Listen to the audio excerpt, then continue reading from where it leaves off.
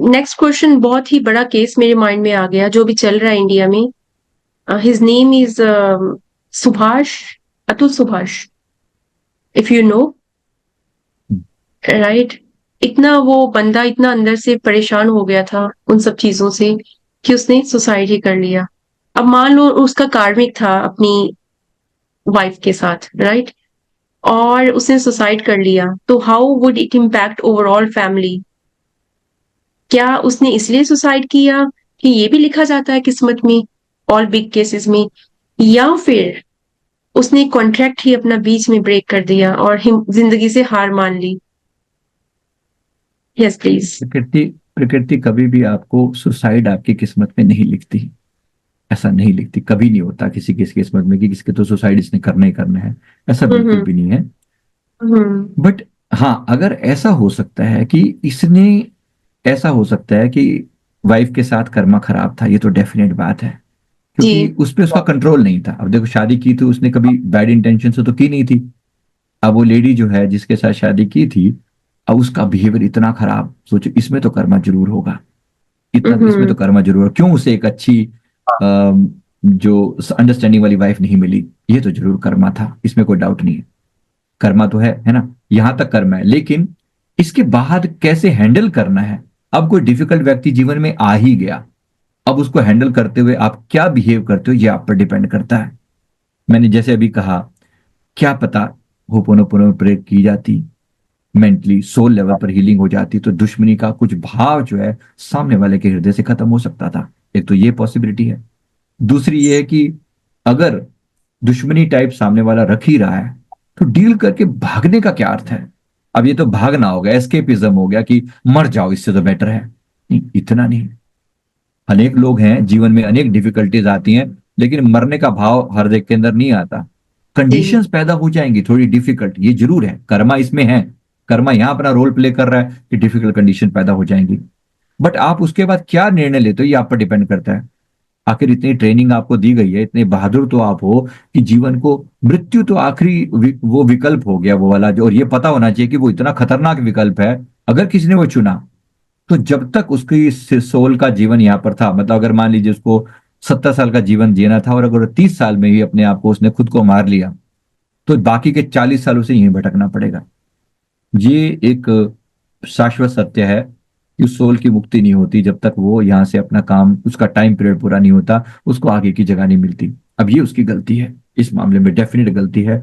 इसी बात को अगर किसी और ढंग से लड़ा होता, सिस्टमेटिकली या कोई तरीके से कम खुद को खत्म ना करके, कोई और तरीके हो सकते थे, प्रोटेस्ट करता, विरोध करता, बात को किसी और ढंग से कहता, पुलिस के सामने, देश कहीं गुहार यस. लगाता, इस बात के लिए कोई सोल्व करने का तरीका निकालता, तो निकलता।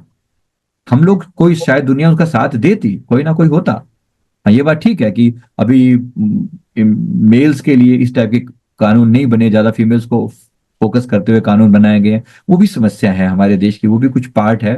बट कहीं ना कहीं ये भी हमारे इस समाज का एक दोष ही है कि मेल्स को इतनी जो सुविधाएं मिली हैं, उसका एक दोष, नेगेटिव फैक्टर ये भी है कि प्रकृति हिसाब किताब जब करती है, तो ये भी एक फैक्टर बीच में पिक्चर में आता है। तो जी बिल्कुल. अब बात यह है कि देखो, सुसाइड कोई, पहली बात जो मैंने आंसर दिया उसमें ये इंपॉर्टेंट है कि सुसाइड कोई आपके कर्मों में लिखा हुआ नहीं है, बिल्कुल भी नहीं। हाँ, सिचुएशन डिफिकल्ट हो जाएंगी, ये जरूर लिखा हुआ होगा। मुश्किल हो जाएगी क्योंकि आपने भी किसी के जीवन में ऐसी डिफिकल्टी पैदा की थी, आपके जीवन में डिफिकल्टी आएगी। पर आज आप उस चीज को ओवरकम करके आप उससे बाहर निकल सकते हो, इसमें मतलब ये प्रयास जरूर करना चाहिए। तो सुसाइड कभी भी कोई विकल्प नहीं है। कभी किसी के मन में ख्याल आ भी जाता हो ऐसा, तो प्लीज हम्म. अपने मन को समझाएं, ओवरकम करें, स्ट्रगल करें अपने आप से, और उससे ओवरकम करके बाहर निकल के दिखाएं। जीवन इसी संघर्ष का दूसरा नाम है। तो संघर्ष की राह जो चलता है वही दुनिया को बदलता है। जिसने जीती है रात अंधेरों से जंग, वही सुबह बन के सूर्य बन के निकलता है तो ऐसे ही समझना तो पड़ेगा। तो जीवन को स्वीकार करें, जीवन के संघर्ष को स्वीकार करें, और ये भी स्वीकार करें कि आज जो जो रायता मैं फैला रहा हूं, ये मुझे ही समेटना है। आज जो मैं दर्द दे रहा हूं तो दर्द मिलेगा, दुख दे रहा हूं दुख मिलेगा, अच्छाइयां बांट रहा हूं तो अच्छाइयां मिलेंगी, मल्टीप्लाई होकर मिलेंगी। संसार एक इको पॉइंट है, तो जो भेजेंगे वही लौट लौट कर आएगा। अच्छा दिया होता तो अच्छा लौट के आया होता। ऐसे भी लोग हैं जो अच्छे लौट कर रहे हैं। देखो दुनिया में कितने लोग फेमस हो रहे हैं, इन्होंने लोगों को सम्मान दिया है, लोगों को प्यार दिया है, लौट लौट के आ रहा है। प्यार लौट लौट के आ रहा है, कुछ लोगों के जीवन में इतनी खुशियां होती हैं, इतनी चहक होती है, इतना आनंद होता है ऐसे लोग भी। तो जाहिर सी बात है, इन्होंने बांटा, तो जो बांटा वो मिल रहा है, स्वीकार करें उसे और आगे से सतर्क रहें। Thank you so much. Last question is in regards to abortion. थोड़ा सेंसिटिव टॉपिक है। कुछ रिलीजन है इस दुनिया पे कि उनमें इसको काइंड ऑफ सिन माना जाता है कि अबॉर्शन नहीं करना चाहिए। पर कई बार सिचुएशंस ऐसी हो जाती हैं जिंदगी की कि मजबूरियां हो जाती हैं अबॉर्शन करना, राइट? कुछ मदर, कुछ लड़कियों के साथ दुष्कर्म हो जाते हैं, उनको करना पड़ता है फिर सोसाइटी के प्रेशर की वजह से। तो आप अबॉर्शन को क्या एक सिन की कैटेगरी में रखेंगे? अगर, और हाँ, उसकी सिचुएशंस भी होती हैं कि अगर मजबूरी में हो या फिर जानबूझकर किया गया हो या फिर फाइनेंशियल डिफिकल्टीज के कारण किया गया हो कि इतने पैसे नहीं है उस फैमिली के पास उस बच्चे की परवरिश करने के लिए। क्या ये लाइफ इम्पैक्ट करती है पेरेंट्स की? प्लीज थोड़ा इस पे प्रकाश डालिए। Yes please. वो डेफिनेटली इम्पैक्ट करती है, सारी चीजें मिली जुली हैं इसमें। पहली बात तो देखो, अबॉर्शन को हमारे सनातन में ब्रह्म हत्या के बराबर माना गया है। ब्रह्म हत्या बहुत बड़ा महापाप की कैटेगरी में रखा गया है कि आप किसी की जान ऐसे नहीं ले सकते। फॉर एग्जाम्पल, केवल लड़की या लड़का के चक्कर में जैसे अबॉर्शन करा दिया जाए, तो ये तो बहुत बड़ा सिन है, बहुत बड़ा। डेफिनेटली ब्रह्म हत्या जैसा पाप है ये। आप किसी की सोल को इस धरती पर आने से नहीं रोक सकते, लड़की है लड़का, ये आपकी, ये अगर कोई करता है तो डेफिनेटली महापाप है ये। अब रही बात की कोई मजबूरी है, अब मजबूरी की बात बिल्कुल डिफरेंट है। मैंने फिर कहा कि पाप की एक कैटेगरी है, पाप का एक लेवल है। जैसे अगर जानबूझकर किया जाए तो 1000 में से 1000 उसको पाप मिल लगा, अगर एक कैटेगराइज ही करके बताऊं तो। लेकिन जहां कोई एक वैलिड रीजन है, कोई मेडिकल रीजन है, जी। मेडिकल रीजन है जिसकी वजह से चांसेस हैं कि बच्चा बीमार पैदा हो, या चांसेस हैं कि वो मर जाए, या उसका लाइफ लंबा ना हो, या मदर के ऊपर कोई खतरा है, या ऐसा कोई भी कंडीशन हो सकती है, तब एक डिफरेंट केस है। मैं ये नहीं कह रहा हूं कि बिल्कुल निष्पाप हो जाएगा, वहां 1000 लग रहा तो यहाँ 0 लगेगा, 0 तो नहीं लगेगा, लेकिन वहां 1000 लग रहा तो यहाँ पर शायद 100 लगे। एक उदाहरण से बता रहा हूं, ताकि पाप तो है, दुखद तो है, पीड़ा तो है, क्योंकि भाई हत्या तो हो रही है। आपको कहे कि नहीं नहीं, मैं इस वजह से मैंने इसको मारा, गलती तो है, लेकिन फिर भी उतनी बड़ी गलती नहीं है। परमात्मा भी जानते हैं इंटेंशन क्या है, जानबूझ के मारा गया या अनजाने में मारा गया, या फिर किसी उसके पीछे कोई और वैलिड रीजन था। तो प्रकृति हर चीज का टेक केयर करती है। तो ये कारण जो है वो मोस्ट इंपॉर्टेंट है, उसके बेसिस पे ही डिसाइड होता है। अब आने वाले बच्चे की भी एक किस्मत का खेल होता है, उसके साथ भी एक ये खेल समझो कि उसकी भी क्या किस्मत है कि वो गर्भ में ही मारा जा रहा है। कौन जाने इसने भी कभी किसी को गर्भ में मारा हो, कौन जाने इसका भी कोई कर्म ऐसा हो, उसे गर्भ में ही मार दिया गया, तो किसने कभी ऐसा किया हो, या उसके लिए किसी कारण समय में वो खुद रिस्पॉन्सिबल रहा हो, कौन जाने।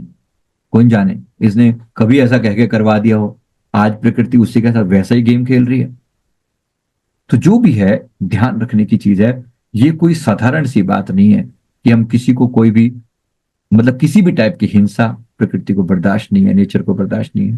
तो यहाँ पर नियम बड़े कठोर हैं, ये पता होना चाहिए। इसी कठोर नियम का नाम कर्म का सिद्धांत है।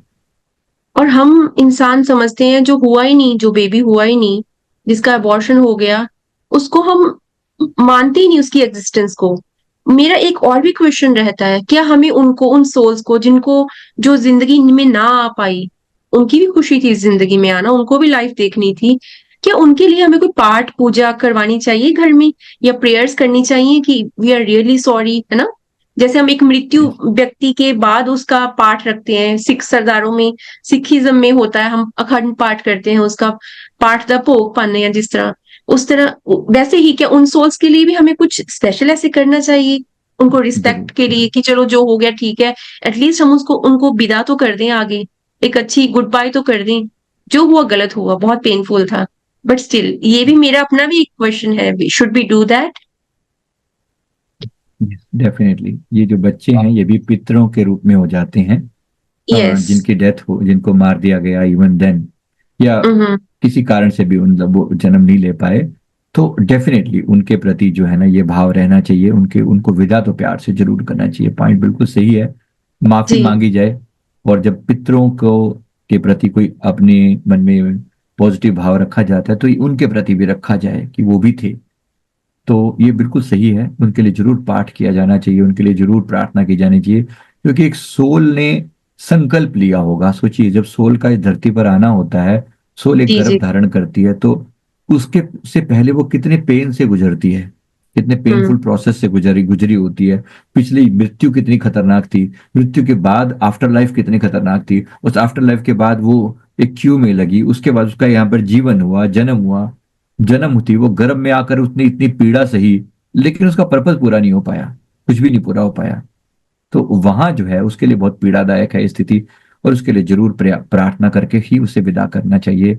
और इसके लिए पाठ करना या फिर जाप करना या कोई भी anything should be done, definitely should be done.